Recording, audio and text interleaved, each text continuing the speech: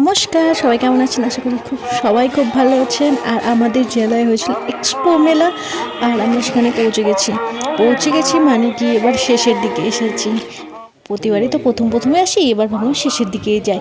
তো 20 জুলাই পর্যন্ত এটা লাস্ট ডেট ছিল, আর আমরা গেছিলাম 13 জুলাই।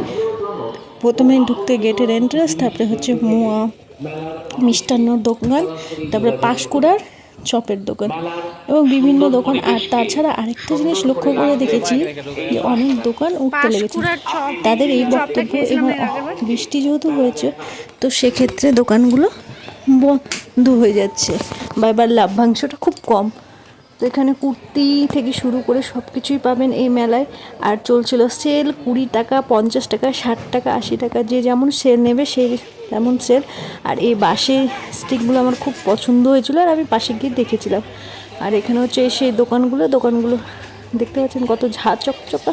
সব কিছু মনে হয় নিয়ে নেবো, কিন্তু নেব না, কিছু নেব।